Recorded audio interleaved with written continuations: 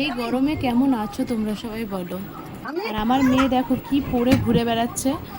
আর আমাদের ঘর যেহেতু রং করবে তার জন্য আমাদের এই খাটের সব জিনিসপত্রগুলো নামাতে হয়েছে। যাই হোক, নামিয়ে আমি এইগুলো পরিষ্কার করছিলাম আর আমার মেয়ে সেটা দেখে দৌড়ে চলে এসছে। ও ঘর মুছবে, এখন খাটটা পরিষ্কার করবে। তো তো যাই হোক, পরিষ্কার করার পর এখন দেখো ওই যে ঘর ঝাড় দিতে চলে এসছে।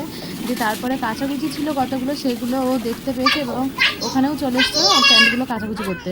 যে দিনটা এভাবে কাটার পর আমরা রাতের বেলা চলে গেলাম সবাই মিলে এখানে বজরংবলীর মন্দিরে পুজো দেখতে। আর এখানে লাইটিংটা দেখো খুবই সুন্দর সাজিয়েছে। আর এই যে আমার বান্ধবী, কাকিমা ও তার বোন, এখানে যার সাথে কিছুটা ভিডিও তুলে নিলাম। আর আমার মেয়ে দেখো লাইটিং দেখে তো খুব খুশি হয়ে গেছে।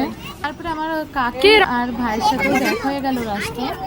আর এটা তো আমাদের একটা কিউট সোনা, এত ভালো লাগে আমার, কি বলবো। এই যে বজরংবলী খুবই সুন্দর সাজিয়েছে মন্দিরটা, কিন্তু এত গরম পড়েছিল কি বলবো। যাই হোক, আর এদিকে আমার মেয়ে দেখো ব্যাগ নেওয়ার জন্য কি কান্নাকাটি করছে।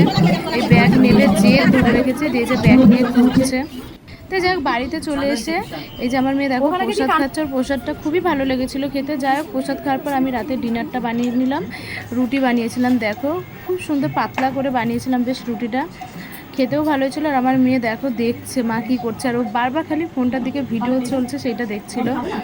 আর ও এরকমভাবে বসে বেশ রুটি খাচ্ছিলো, রুটি খেতে ভালোই বাসে।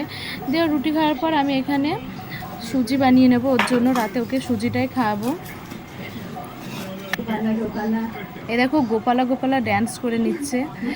তো যাই হোক, তোমরা বাচ্চাদের 1.5 বছর বাচ্চাদের কে কেমন কি খাওয়াও আমাকে একটু কমেন্টে জানিও। আমি তো এই সুজিটাই ওকে খাওয়াই, কখনো রুটিটাও খাওয়াই। যাই হোক, খাওয়া দাওয়ার পর এই দেখো পুচকু শাড়ি পরে বসে রয়েছে। ভিডিওটা ভালো লাগলে